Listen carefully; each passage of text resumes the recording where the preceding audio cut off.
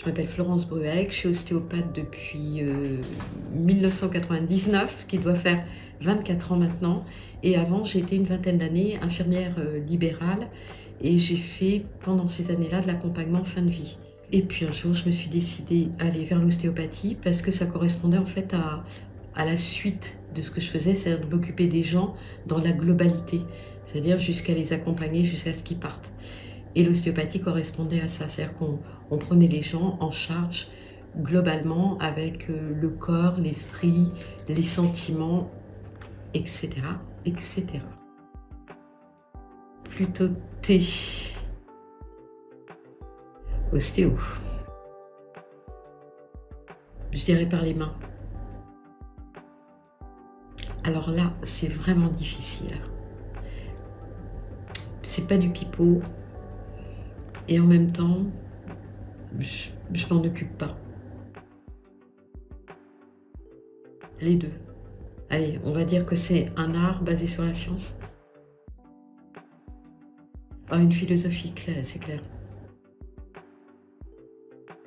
Charlotte Weir, évidemment. Même si Sutherland, comme on en parlait, a aidé à développer le concept crânien. Ce que Charlotte n'a pas fait. Mais elle était, à mon avis, bien plus balèze que lui. Et elle a... Bon, ça c'est mon côté Charlotte. Au bout d'une bonne vingtaine d'années d'avoir été infirmière, d'avoir soulagé des gens, ma fille qui avait des troubles du sommeil quand elle avait 2 ans, et j'ai entendu parler de l'ostéopathie. Donc ça, c'était les années 86. Et j'ai rencontré une ostéopathe et d'un seul coup, je me suis projetée. J'ai vu mon bébé se détendre sous les mains de l'ostéo et ça a été un déclic. Et là, je me suis dit, mais c'est génial, c'est quoi ce métier Et j'ai commencé à me renseigner et là, beaucoup de gens m'ont dit, tu n'y arriveras pas parce que tu es infirmière. Et peut-être c'est ce qu'il ne fallait pas me dire. Parce que du coup, je me suis accrochée, j'ai rencontré beaucoup de copains qui étaient kinés et qui faisaient ostéo. Et puis un jour, je suis allée au CETOM pour les cliniques. Et puis j'ai parlé avec Patrick Guillaume, avec le directeur du CETOM de l'époque, qui m'a dit « on a des infirmières, ce sera peut-être plus difficile, mais il n'y a pas de raison ». Et donc ils m'ont intégrée à l'école et puis après je suis tombée comme Obélix, c'est tombée dans la potion magique, dans l'ostéo. L'anatomie de l'anatomie.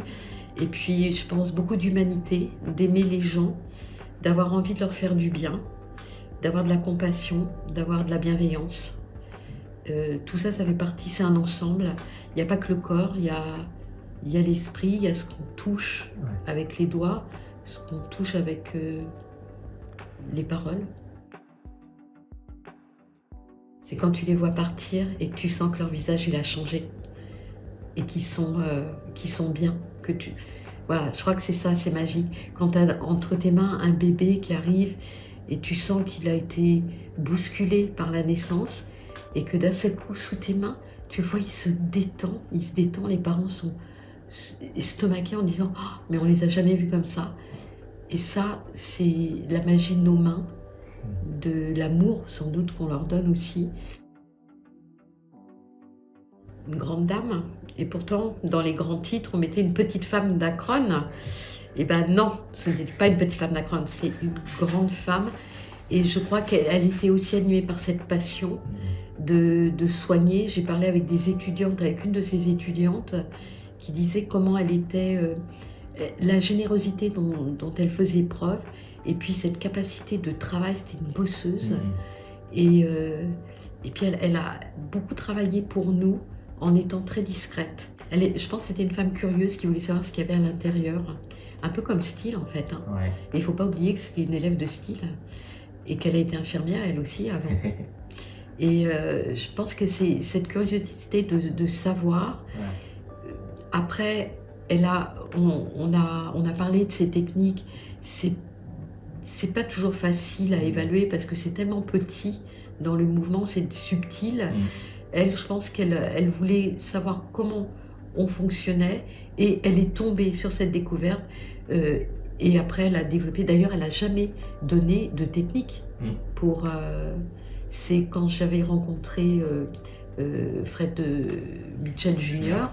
Ou avec des copains, quand ils ont vu le travail qu'elle avait fait au niveau crânien de la vertèbre, ce qu'elle avait disséqué, parce elle a disséqué je ne sais plus combien de 1500, crânes, je crois. c'est un truc énorme. Et donc l'important, je pense, c'est pas forcément la technique, ça va être la curiosité, et puis en même temps de se dire, ouais quand même elle a été loin quoi, profondément loin. Ouais. Jusque sous notre hypophyse. Et moi, je suis vraiment contente de l'avoir découverte. Et puis d'avoir pu, je sais pas, peut-être pas spécialement grâce à moi, mais en tout cas avec ce site internet, ça a pu permettre à plus de gens de découvrir son travail. Je pense qu'il fallait, c'était Francis Peralade qui m'avait dit, il n'est jamais trop tard pour réhabiliter quelqu'un. Et il avait bien raison. C'est un peu ce que je te disais. Quand ils partent de ton cabinet, il faut que tu sentes que tu leur as fait du bien, qu'ils se sentent mieux, qu'ils sont bien, et qu'ils ont pris conscience de leur corps, des conseils qu'on va leur donner. Et qu'est-ce que je pourrais leur dire? Ouais, l'argent n'a pas d'importance.